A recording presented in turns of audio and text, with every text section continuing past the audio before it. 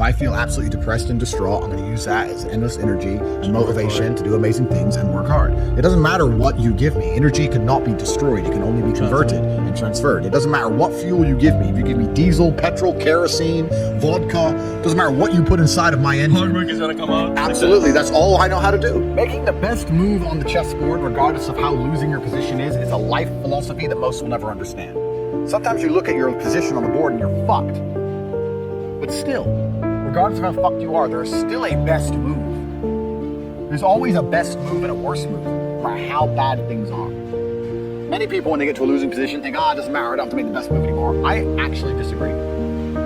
Maybe 9 times out of 10, the best move won't save you, but that 1 time out of 10, the best move might be just enough to save your ass. And on a long enough time frame, if you play the game, repeatedly, day after day, taking risks, always making the best move, regardless of whether you're winning or losing, it will compound into an upward spiral of never-ending success. You might end up somewhere near me. You might have dinner one day. You might stop being a brokey. You might stop being a loser.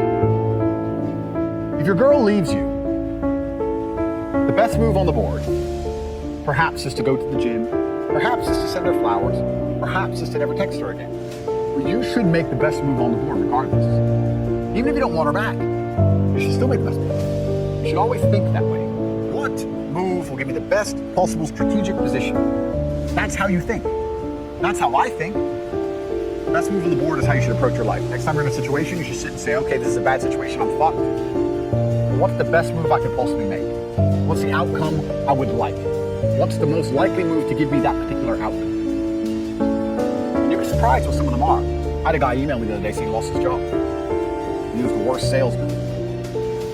Well, then you deserve to lose your job. That's how sales works. It's fearsome. He goes, well, I don't know. What should I do? I said, what's the best move on the board? He goes, well, I really want the sales job. I think I can get good at it. I said, well, then work for free. So do you have another job yet? He said, no. Okay, while you're applying for other jobs, instead of sitting around on your ass at home, keep working for free for the company for 2 or 3 weeks. See if you can turn it around. And he tried that. And he couldn't because he's shit at sales. But the point is, if he would have sat at home doing nothing, it wouldn't have helped him. The best move on the board was to try and prove to his company that he's actually worth something. If he was worth something, in those 2 or 3 weeks, he might have turned around and got his job back. He still got to apply for new jobs. He didn't lose anything. Best move on the chessboard. That's how I want you to approach your life, ladies and gentlemen. It's the mental model in which you should apply to scenarios to deduce what is the best possible action.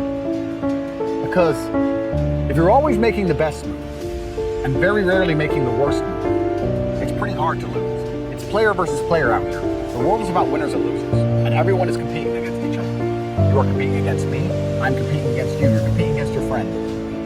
You're competing against your enemies. You want $1, so does everyone else. You want that hot girl, so does everyone else. You want that house, so does everyone else. What's amazing is the things you want, the main reason you want them is because other people want them. So you can show off that you have it and they don't. It is competition. It's kind of like the age-old adage.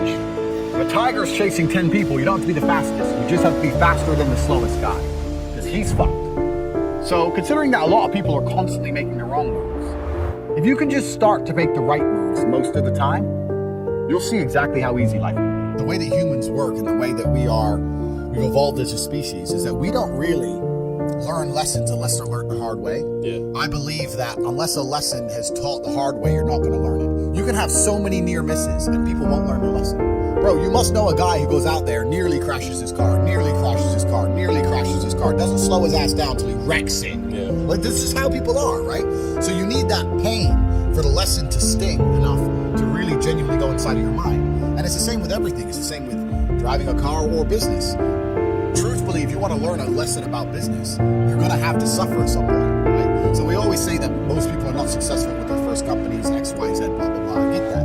The truth is, there's a lot of people that make a lot of money with their first company, but they just spunk it, act an idiot, and it all blows up in their face. And that's how you get the discipline on your fourth company, that when you have $3 million in the bank, you just leave it there.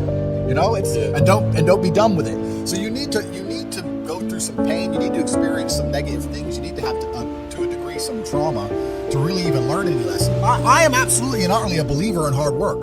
I'm a proponent of hard work.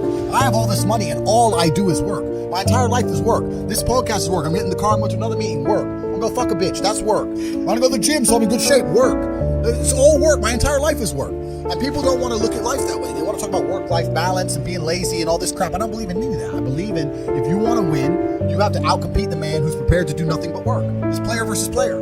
If you're going to sit there and go, I don't want to work more than an hour a day, well, the guy who does want to work more than an hour a day is going to beat you.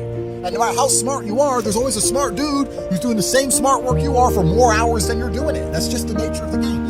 So if you're the kind of person who's going to quit because it's hard, then fuck off. I don't even want your energy around me, because quitters are the worst people on the planet. You can give a quitter absolutely everything and they will still fail. You can give it, doesn't matter what it is. If you go to IKEA and buy a flat pack fucking table and put it in front of a quitter, you will never have a table. He'll look at it and just, he'll quit. Quitters can have every single advantage. Quitters can have all the information. Quitters can have all the tutelage. Quitters can have the mentorship. Quitters can have someone who messages them every morning, hey bro, let's get it. And guess what they're gonna do at the end? Quit. They ain't never gonna have shit. So if you're a quitter, I don't even want you even inside my organization. I don't want quitters anywhere near me, because you're never gonna be successful. People say, hey man, you need to find what you're passionate about and do that. And what they're trying to say is only do what you like, because you have no motivation to do anything else. And motivation in and of itself is a scam. I don't believe in motivation. I believe in discipline. I am not motivated to do the things I'm supposed to do every day. I don't wake up full of like joy. I have to go to the gym, or that I have to work, or I got to deal with crap. I don't feel motivated to do them. I'm disciplined. I do them regardless of how I feel. Whether I'm in the mood to do it or I'm not in the mood to do it, it gets done. That's discipline. Discipline's a real thing. Motivation is fleeting. Yeah. You're never going to be permanently motivated. So if someone comes along and says, oh, do what you're passionate about, what they're saying is you'll have endless motivation, and then you'll be able to try hard. If you're the kind of person who can only try hard at something he enjoys, then you're going to fail. Because most things you enjoy don't pay any money. If they paid money, you wouldn't enjoy them.